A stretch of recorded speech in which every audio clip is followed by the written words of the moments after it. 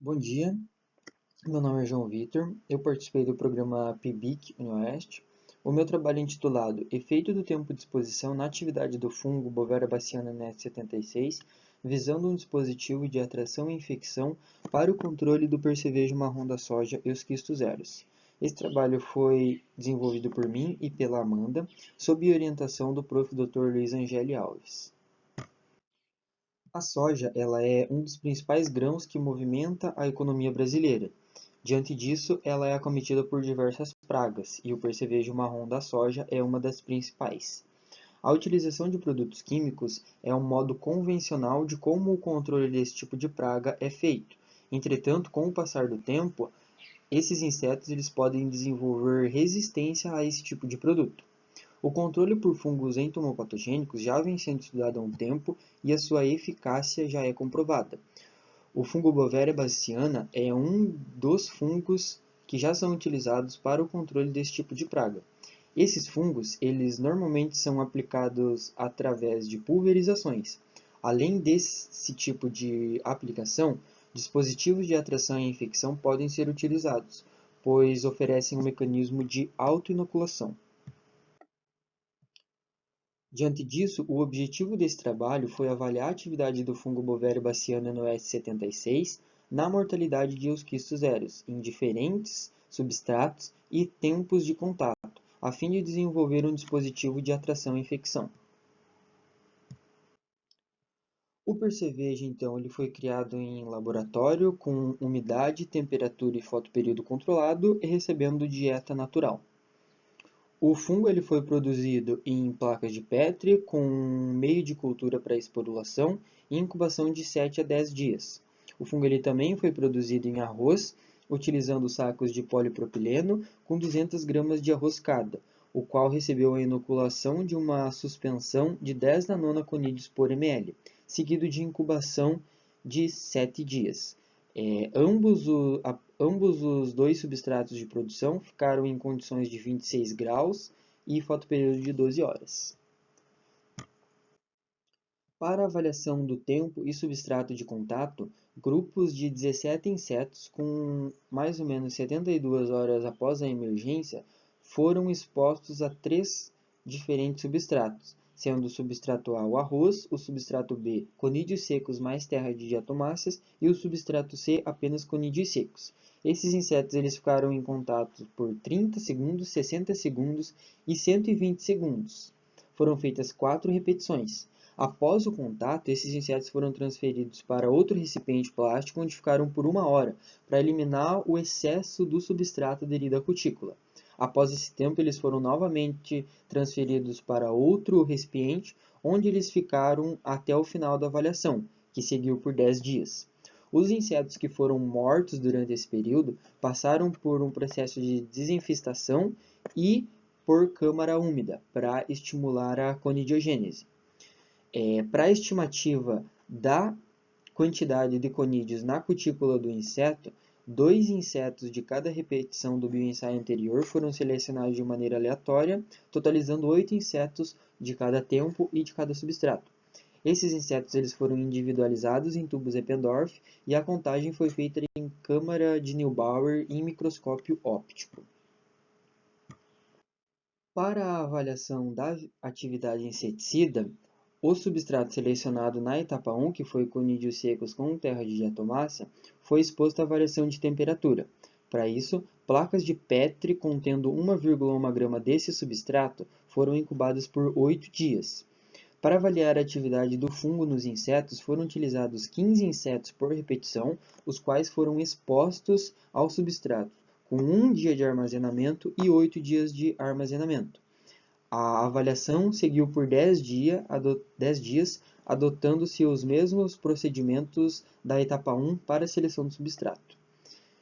A avaliação da viabilidade foi feita com o fungo logo após o preparo, contando como dia 0, e após com 1, 2, 4 e 8 dias de armazenamento. Então, para isso foram selecionados aleatoriamente 4 placas desse substrato, qual foi feita a suspensão, aplicada em placa Rodack, seguindo de incubação por 16 horas. Após esse período, foi feita a contagem de conídeos viáveis e inviáveis. Então, como o substrato selecionado continha muitos detritos de terra de diatomáceas, foi utilizado o corante azul de lactofenol para melhor visualização dos conídeos germinados, como é possível ver na segunda imagem. Os não germinados são os circulados em vermelho e os germinados são os azuis.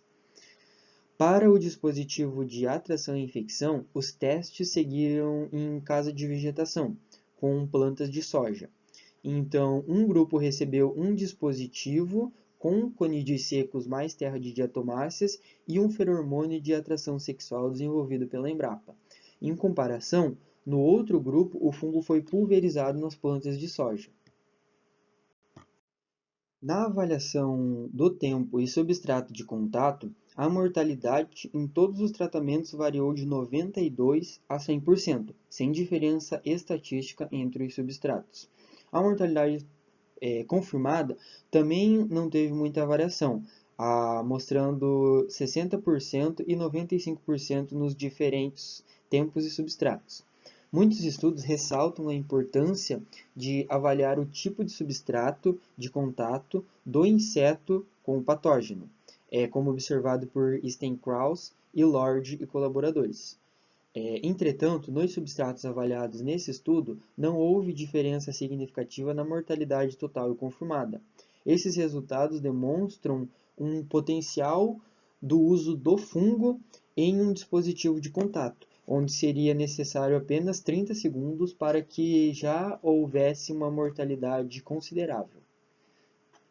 Na estimativa da quantidade de conídeos na cutícula do inseto, independente do tempo, a quantidade de conídeos aderidos à cutícula foi estatisticamente igual. A atividade inseticida não foi afetada pelo tempo de exposição dos conídeos em condições do ambiente. Então, a mortalidade total acumulada permaneceu em 83% após 10 dias de avaliação. Silva Santana e colaboradores observaram mais de 90% de mortalidade com 2 dias de avaliação de euquistos zeros imersos em suspensão. Dallanora também observou mortalidade elevada após 15 dias de avaliação com aplicação tópica de conídeos em percevejo.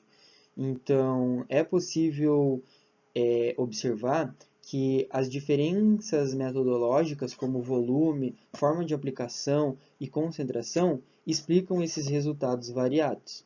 A quantidade de conídeo que entra em contato com a cutícula do inseto é essencial para que a infecção ocorra de fato no hospedeiro, como observado por Wang, reduzindo o tempo necessário para alcançar uma mortalidade mais elevada. A viabilidade dos conídeos ao longo do tempo foi afetada, pois no dia 0 estava em 80%, a qual decaiu para 39% no 8º dia.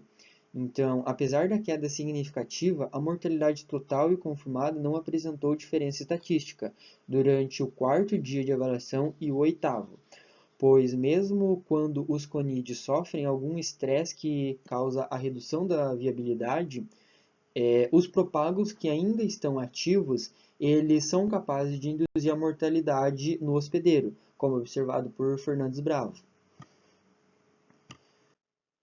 No experimento em casa de vegetação, o mecanismo de autoinoculação permite que o contato do patógeno com o inseto ocorra de maneira direta e em grande quantidade, como observado por Jackson e Pell.